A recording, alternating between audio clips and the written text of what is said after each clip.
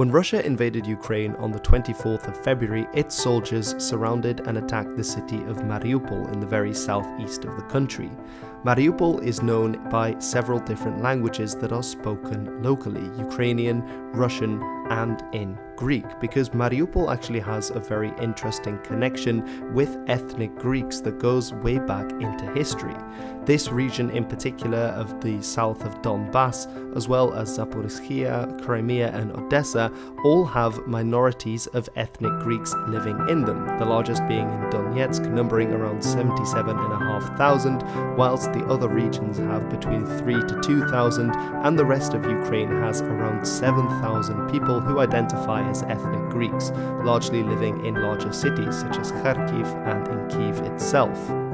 There are around 90,000 of these ethnic Greeks in total in Ukraine, although the number of people with Greek heritage is much higher, due to the fact that most ethnic Greeks no longer speak Greek and many have been assimilated into the broader population in Ukraine. This means that around 0.2% of Ukrainians are identifying as ethnic Greek as of today.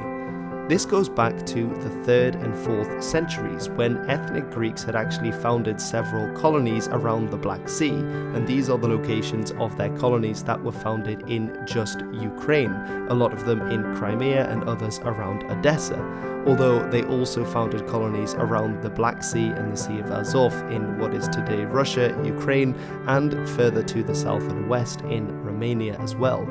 Around the 3rd or 4th century BC, these coalesced into a kingdom known as Pontus, and therefore many of these Greeks are today referred to as Pontic Greeks, which is also the name given to a dialect subgroup of the Greek languages. This lasted up until around the 13th century, when various Central Asian peoples such as the Mongols and the Tatars invaded the region. Quite famously, Crimea became home to the Tatars, called the Crimean Tatars, and they had an influence not only on the political situation in Crimea, but also on the linguistic situation of the Greeks that were living in that peninsula as well. Those Greeks who had closer communication and assimilated with incoming Tatar groups were becoming referred to as Urum, which actually comes from an old Turkic word for Roman, because they were seen as being Romans due to the fact that they were Greeks and therefore linked with the Byzantine Empire. The word Urum is also then used to refer to the language that they started to speak, which was in essence a Turkic language and which is still spoken by some of the ethnic Greeks today, and is therefore related to languages today such as Turkic, Turkmen, Kazakh and Azeri as well. On the other hand, there were also others, Greeks particularly in the south, to the south of the Crimean mountains, who continued to speak their own dialect of Greek and didn't switch to speaking Tatar. This is known in English as Mariupol Greek, although I believe that the ethnonym for this is Rumeyka Greek, again being similar etymologically to what had already been the case for Urum, and this is of course related to the modern Greek language, although there are substantial differences between Standard Greek from Greece and this variation of Pontic Greek, which is still spoken in Crimea and other parts of Ukraine today.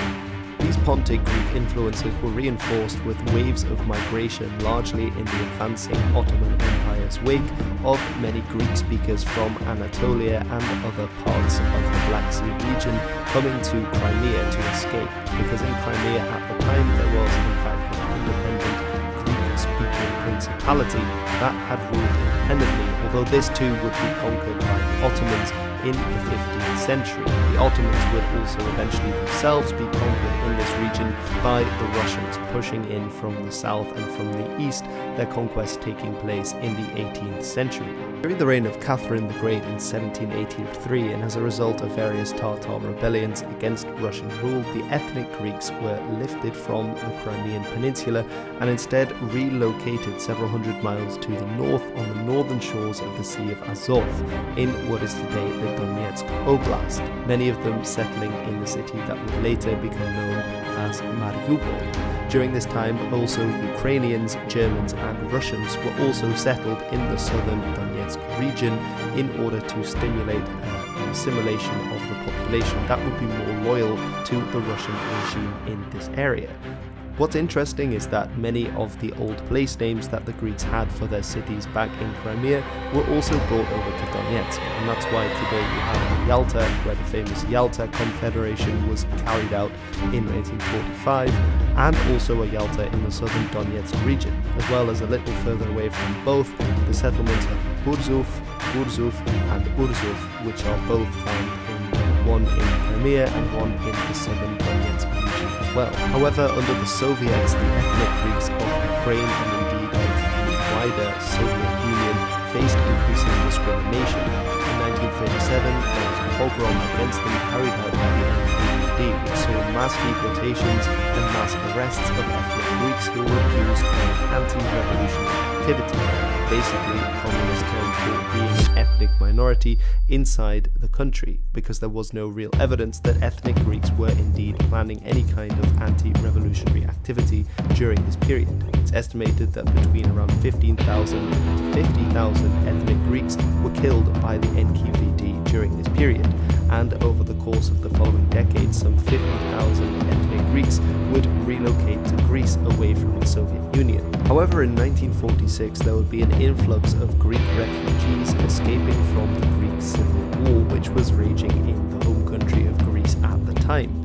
Noting that the Greek Civil War was a conflict between the monarchist government of Greece, backed by the Western powers of the United Kingdom and the United States, whilst they fought against communist guerrillas who were obviously supported by the USSR itself. And so many of those fleeing from the conflict that were in these communist areas fled to the USSR, and indeed when that side lost the conflict, there were many tens of thousands who left, and many of whom actually went to join those groups of ethnic Greeks living in the Ukrainian SSR as it was at the time, because many of those Greeks actually in Greece had originally come from Anatolia and were actually Pontic Greeks, and so already had family living over in Ukraine at the time, given the historic connections between Anatolia, Greece and Ukraine with the ethnic Greek population. As mentioned, in 2022, there are still tens of thousands of ethnic Greeks living in Ukraine to this day.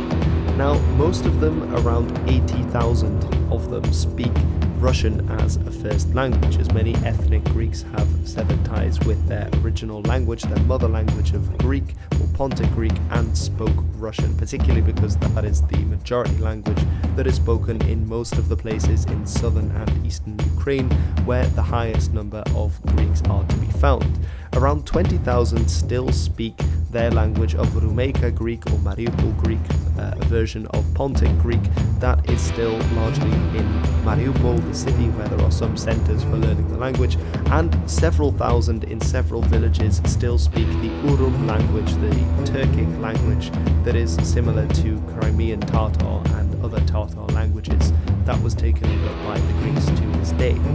Now, the situation hasn't always been easy between the Greek government and the Ukrainian government. The Greek government sometimes accusing the Ukrainian army of discrimination against ethnic Greeks, particularly in the latest spell of conflict that has occurred in the east of Ukraine. However, at the same time, Greece has actually been a strong proponent of Ukraine joining both NATO and the European Union. It's one of its staunchest allies that is already in both of these organizations, and it has indeed many times come up for the ethnic minority that is living in Ukraine at the moment, condemning the Russian invasion that occurred, and indeed already before that in 2014, condemning the Russian annexation of Crimea. Greece has also said that it would rebuild the maternity ward that was bombed by the Russian Air Force in the city of Mariupol, as this was actually in the center of an